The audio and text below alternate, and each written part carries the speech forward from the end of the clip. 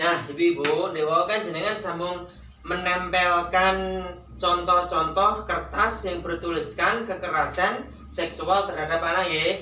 Ya, mau ditempelke. Nah, sekarang coba lihat sedanten nggih. Teng mriki kita akan menyimpulkan tadi yang sudah jenengan tempel akan disimpulkan di sini.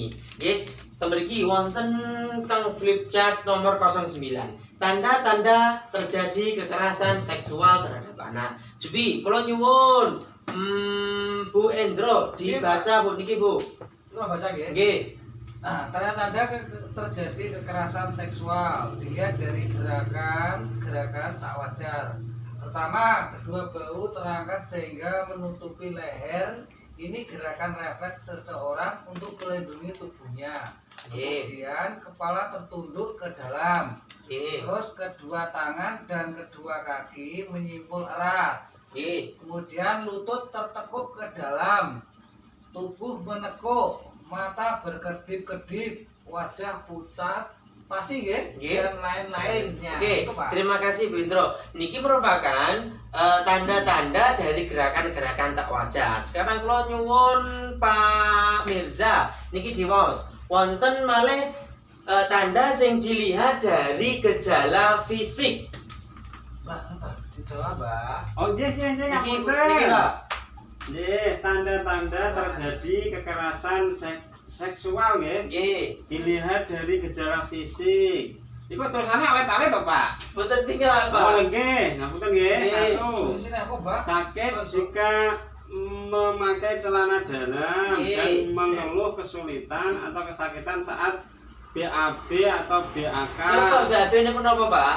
Oh, teng WC niku Pak nggih. Oh, nggih. Buang air Oh, air besar. Oke, lanjut. Terus cedera pada buah dada, bokong, perut, bagian bawah, paha, sekitar alat kelamin atau dubur. Oke. Terus selanjutnya memar di bagian tubuh atau gigi cedera atau Tanggal, Mbak. tanggal saat saat pelaku menyerap menyergap dan memaksa korban merapat di dinding dan korban melawan. Nah, terus selanjutnya rasa panas dan nyeri di area genital dan terasa sakit jika disentuh. Tanya cara jalan yang tak wajar, agak mengangkang. Kira bersunat, Pak.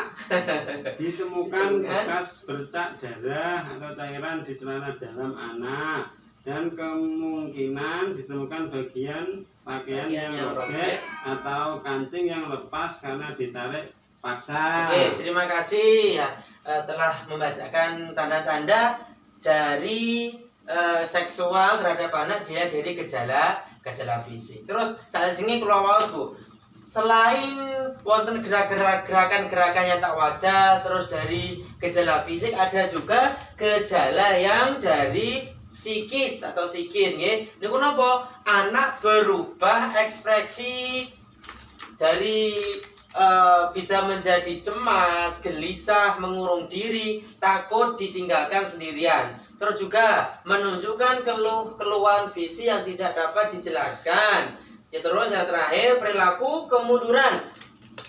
Ada mengisap jari, terus kemunduran kemampuan berbicara bahkan bisa sampai ngompol. Itu gejala atau tanda psikis. Terus ajeng nggih Po, tentang flip chart nomor 11 niki psikis pada anak usia 13 sampai 18 tahun, yaitu keluhan visi yang tidak jelas penyebabnya, kecemasan yang terus-menerus serta kegugupan, terus merusak diri sendiri atau mengatasi rasa marah dan depresi. Kadang wonten Bu, anak-anak sing depresi, anak-anak muda kan kadang nyilet-nyilet tangan dhewe kan wonten Bu nggih. Nggih. Terus melakukan perbuatan beresiko tinggi seperti terlibat dalam penyalahgunaan nafsa. Lah kadang yang bisa berakibat fatal itu anak-anak usia 13 sampai 18 tahun kan usia remaja. Niku terjerumus sampai mengkonsumsi narkoba. Lah niki Bu, niki merupakan kesimpulan dari tanda-tanda kekerasan terhadap seksual. Salajengipun sadurunge kula melanjutkan kalau badai tanglet. Seandainya jenengan anak jenengan naudzubillah nggih, anak jenengan atau tangga teparo jenengan wonten sing menunjukkan gejala-gejala niki Ibu. Apa yang Ibu lakukan? Nggih, coba Bu Endro, nggih. Kula tak ngerti, Pak. Kok iso koyo ngono piye le? Nggih. Ngono, Pak. Ngeten niku kula tak ngerti. Oh, jenengan tak ngerti. Terus jangan lapor ke wong tuane apa mboten? Nggih, setelah itu nanti saya tanyakan pada orang tuane. Oh, Pak. nggih. Bagus, Pak. Nggih, benar kita harus ditanya kemudian dilaporkan ke orang tuane. Ngoten. Nggih. Terus ini pun contoh malih, apa yang harus dilakukan, Pak Mirza? Niku Pak, mboten panik Pak. Sing orang tua mboten panik. Nggih. Nggih. Mboten panike. Terus lajengipun niku mirengke niku cerita sing sebenarnya saking anake Pak. Ngoten. Nggih. Ingkang terakhir niku Pak, kula laporke Pak teng lembaga sing terkait pelaporan kekerasan Pak. Oh, bagus, bagus Nggih. sekali. Terima kasih atas jawabannya Pak Hebat, Mirza. ya. Mudah sekali apa yang disampaikan oleh Bu Indro dan Pak Mirza. Kemudian disimpulkan apa yang harus dilakukan selaku orang tua jika kita melihat anak kita atau orang lain itu menunjukkan gejala-gejala kekerasan seksual, yaitu yang pertama tidak panik dan tidak marah. Kalau kita melihat jangan panik, jangan marah. Kalau nanti panik atau marah malah semakin menakuti anak tersebut. Terus peluklah anak erat-erat untuk menunjukkan bahwa Anda sangat menyayangi mereka.